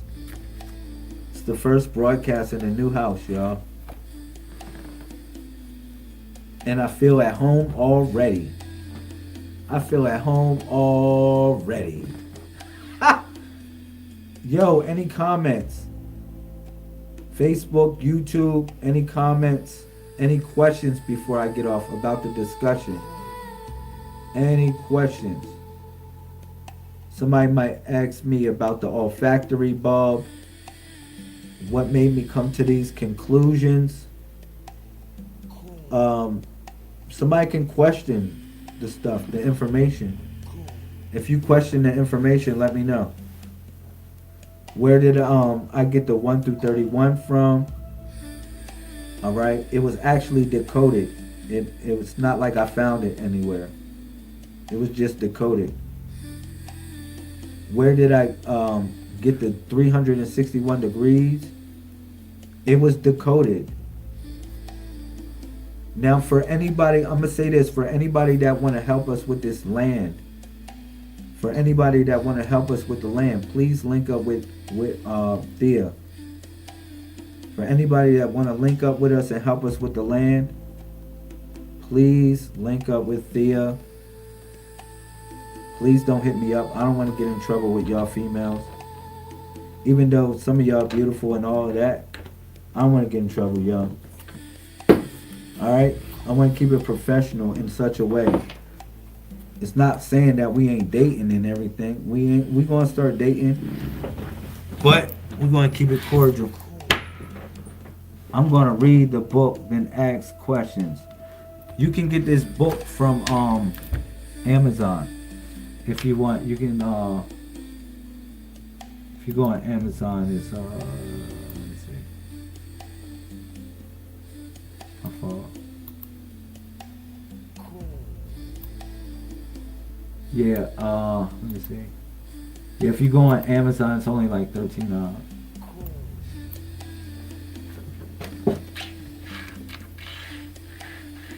Yo, who else on here? Facebook, YouTube, any questions or comments? Any questions or comments before I get off? Like when you go on Amazon, if you just look up like Lazarus LaMail books, if you look up Lazarus LaMail books, it'll show you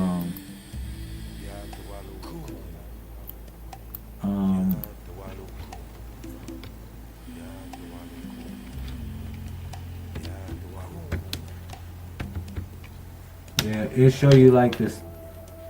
See, look, it just came up. They must be listening to us. They must know we talking. They listening to us.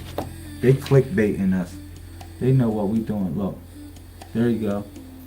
That's the women who changed the course of history. That's actually $19. But usually, like most of the books are like $13. As you know, we coming up on the 90-day water fast. Is coming in on February 1st.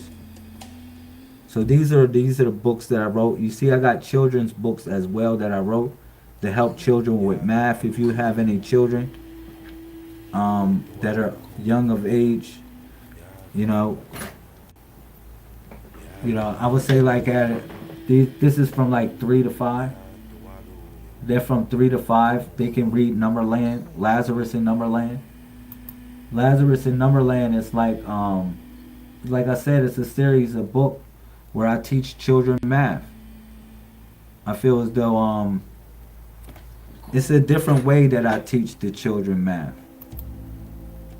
You know, I utilize like different tools, different multiplication tricks for them to learn at a young age. To be honest, our children, like I said, they should be on a college level by the age of 10. And Lazarus in Numberland, that's our goal to achieve that. You know what I mean?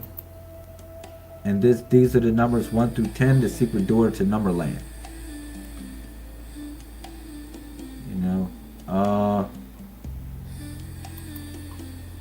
Like I said, Return of the Taino.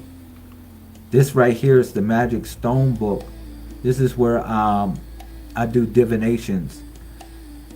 As you know, divinations are a part of our culture and a part of the way we connect up to the higher self. You can get that KDP as well, but you know what it is.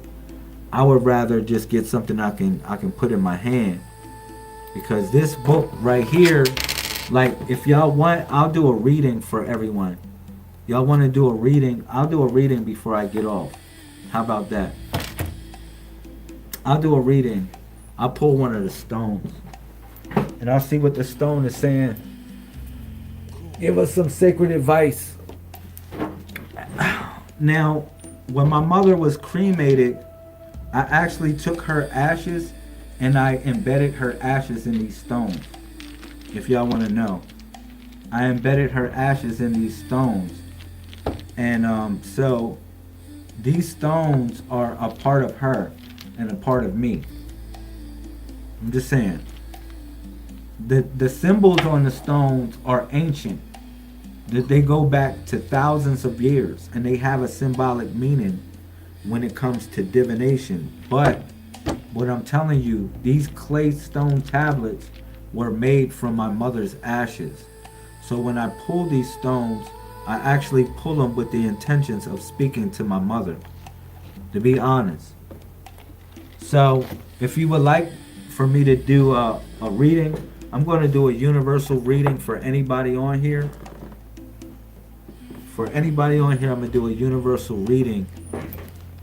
And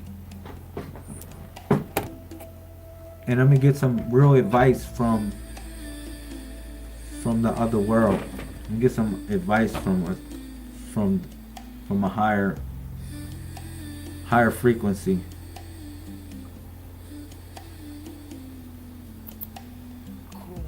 All right.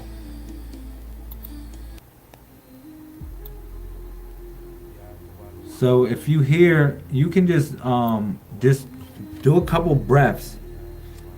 Do a couple breaths with me. All right. I would like for you to just breathe in. I know it's getting kind of late. I know I've been going hard for like 2 hours. But if you hear, just breathe. Come on, y'all. Breathe. I want y'all to take 3 deep breaths before I pull the stone. And if you took those 3 breaths with me, this stone is for you. The stone is for you. And I'll just share what the stones say. Okay? I'll share what the stones say. All right? So I know a lot of people utilize cards. I don't utilize cards. I don't utilize that system at all. I got amethyst in my hand. Okay? I got some raw quartz in my hand right now. Sis? I got raw quartz in my hand. We connected. Okay? Take 3 breaths. Let's breathe.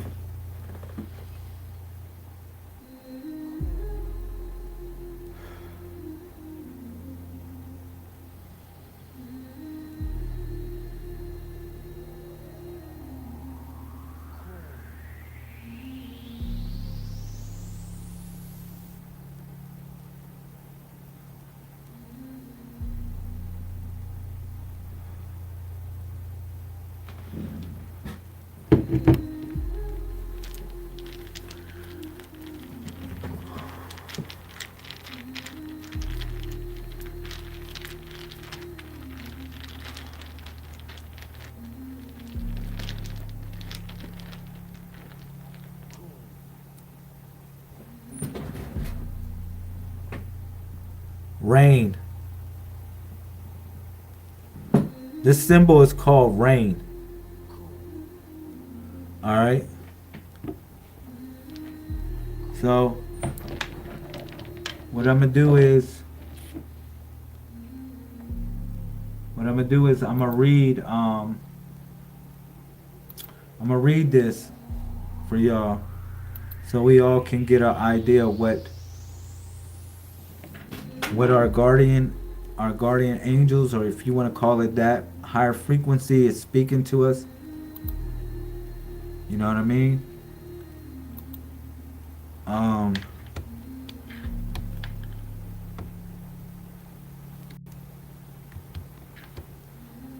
on. I'm gonna put it on the screen as well. I'm trying to see if I can put it on the screen.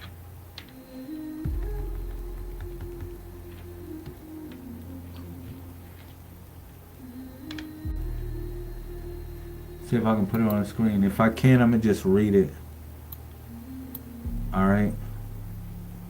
But the symbol is called rain. It represents as above, so below. All right.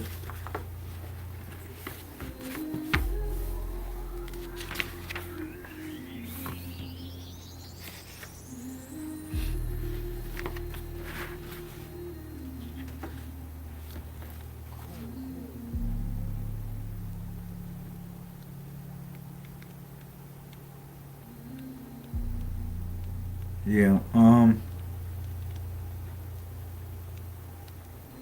1 second.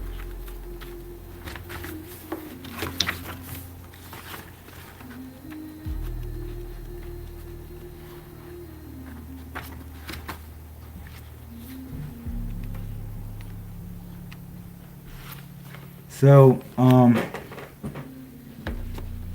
if you took the breaths with me, this is going to be some great information for you.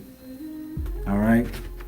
So this is for whatever that's going on in the situation, how to deal with it.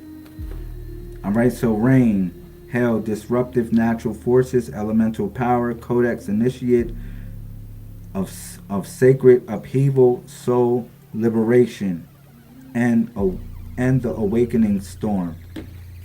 This is the symbol of disruption, natural force unleashed in your life to cleanse, awaken, and break illusion.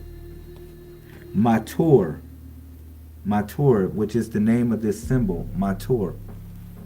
It translates to mean rain, y'all. Matur. All right? But Matur represents the power of rain, hail, lightning, the raw elements that do not ask for permission. It signals change, invention, release, and the deep liberation of identity. This is a time where events may shift beyond your control, not beyond your soul's design. Excuse me. This is a time where events may shift beyond your control, but not beyond your soul's design. Matur holds only one position. It always works through reversal. When this symbol is drawn, expect disturbance. Expect a break in a normal flow. This is the Great Awakener. It may come as a shock or may unfold as a slow but undeniable shift. You are being shaken awake, as if emerging from a sleep you didn't know you were in. The force may touch your work, your relationships, your identity, your very sense of safety. But this is not happening to you, it is happening through you. Your higher self set this wave in motion. The soul is breaking its old shell, and the break may feel violent, but it is not random. Any loss, collapse, or failure now must be seen as a cosmic summons. Grow now. The more intense the disruption, the more necessary the transformation. The storm is your teacher. The pain is your passage. You are not being destroyed. You are being demanded. And then it gave you a runic correspondence as hell, disruption, chaotic, divine force, catalyst, challenge, sacred pressure, breakthrough after destruction, return of the sun. Uranus, sudden change, cosmic surprise, evolution through chaos. Pluto, death of the old, purging of falsehood, rebirth. Mars, explosive release, energy realignment.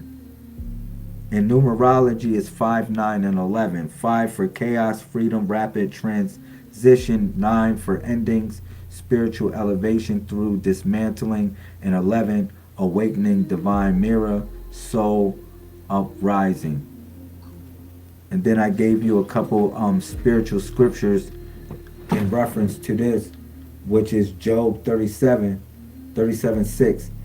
He says to the snow, fall on the earth, and to the rain shower, be a mighty uproar. And then I took you to Surah 24:43. Do you not see that Allah drives the clouds, then causes the rain to fall within it? And Matthew 7:25. And the rain comes, and the rains came, and the winds blew, yet it did not fall.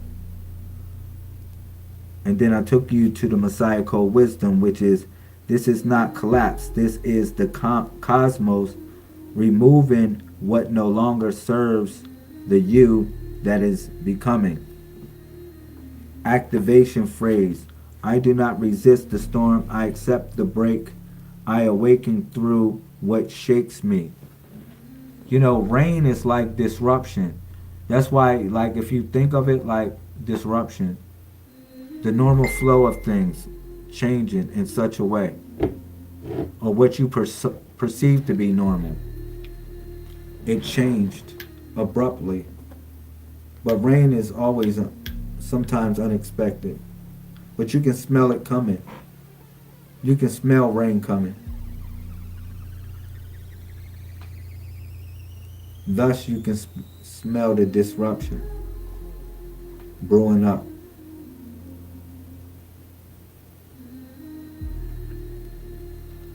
I'm going to leave it at that.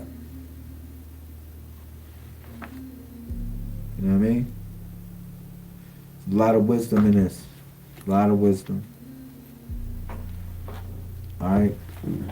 But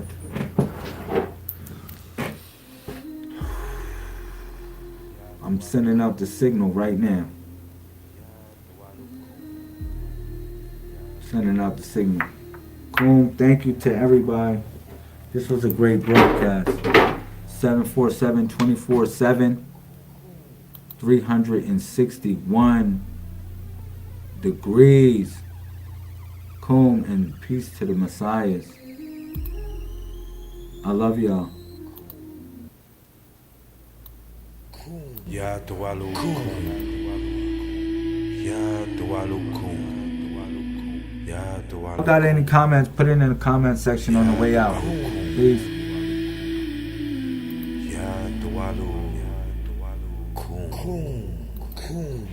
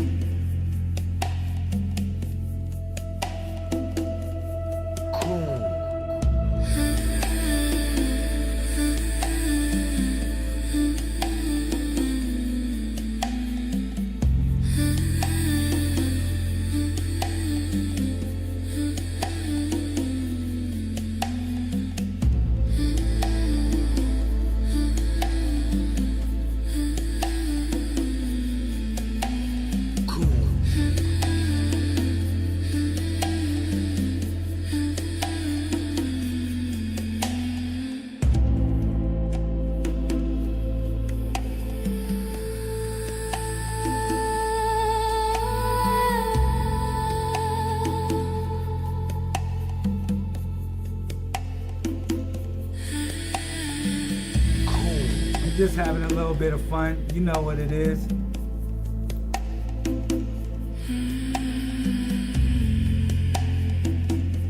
Coon.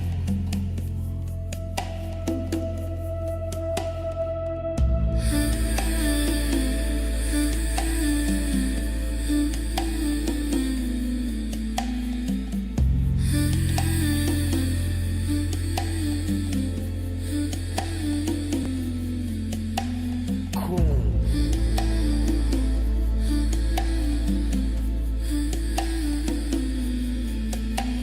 Coon.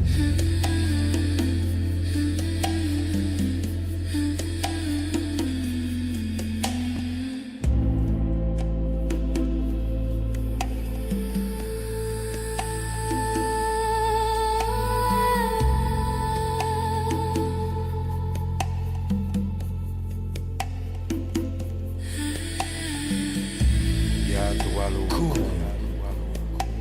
Ya Tualu Coon. Ya Tualu Coon. Ya Tualu Coon. Ya Tualu Coon.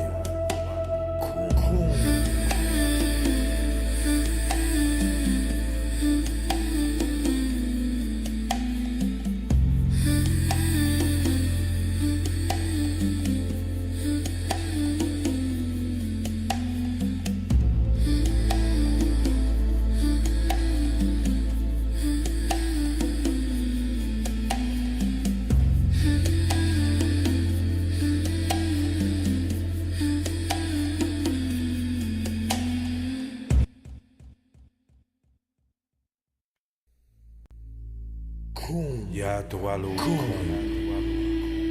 Ya Tualu Coon.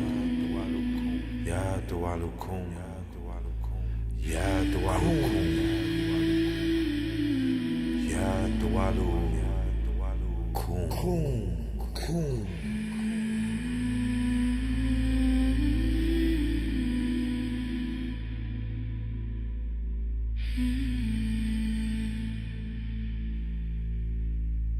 Coon.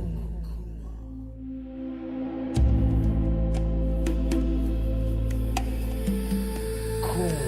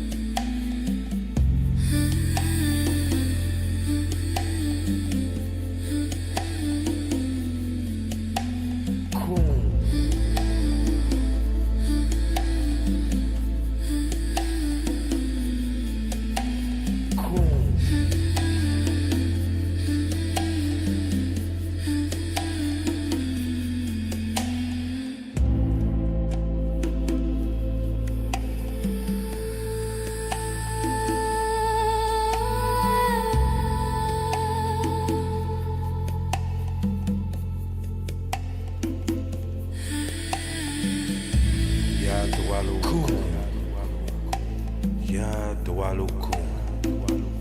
Ya Tawalukum. Ya Tawalukum. Ya Tawalukum.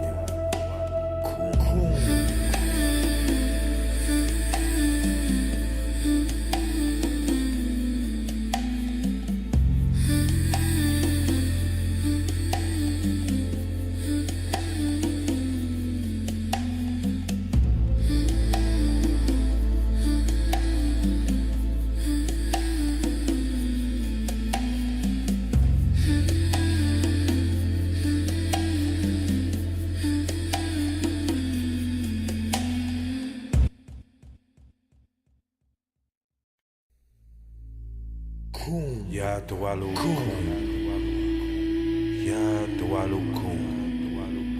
Ya Tawalukum. Ya Tawalukum. Ya Tawalukum. Ya Tawalukum.